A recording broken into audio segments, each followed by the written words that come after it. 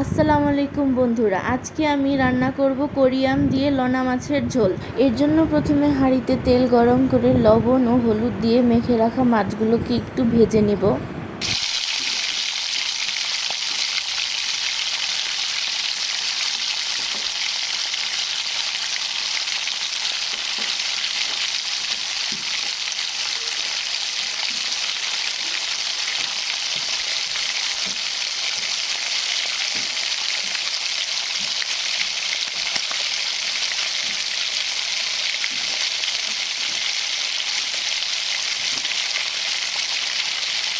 মাছগুলো ভাজা হয়ে গেলে একটা বাটিতে তুলে রাখবো। এবার এই মাছ ভাজার তেলে শুকনো মরিচ, তেজপাতা ও কালো জিরা দিয়ে একটু ফোড়ন দিয়ে নিতে হবে। এখন এতে পেঁয়াজ কুচি দিয়ে পেঁয়াজগুলোকে একটু ভাজতে হবে।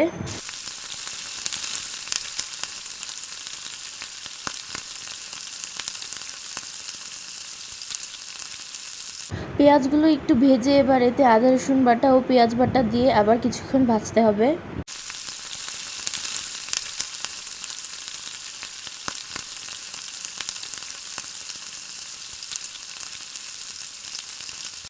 এখন একটু পানি দিয়ে এতে হলুদ গুঁড়া, মরিচ গুঁড়া, ধনিয়া গুঁড়া, জিরা গুঁড়া ও লবণ দিয়ে একটু কষিয়ে নিতে হবে মশলাটা।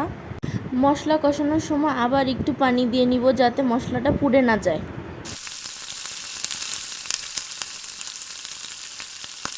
এখন কষানো মশলাটায় কেটে রাখা কোরিয়ামগুলো দিয়ে কোরিয়ামটাকে একটু কষিয়ে নিব। এই রান্নাটায় কোরিয়াম এজন্য ব্যবহার করলাম যেন টক কম হয় তরকারিতে।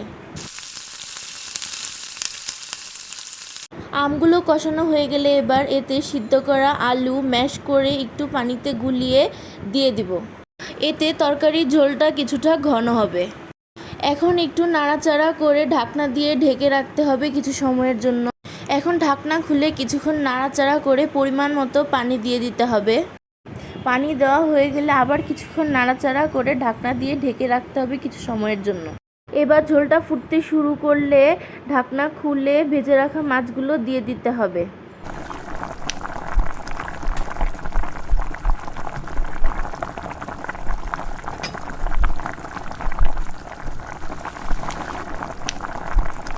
মাছগুলো দেওয়ার পর একটু নাড়াচাড়া করে ঢাকনা দিয়ে ঢেকে রেখে কিছুক্ষণ রান্না করতে হবে।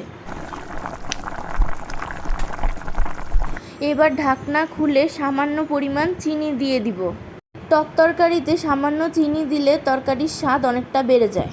এখন একটু রান্না করে নামিয়ে পরিবেশন করব। কোরিয়াম দিয়ে লনা মাছের ঝোল।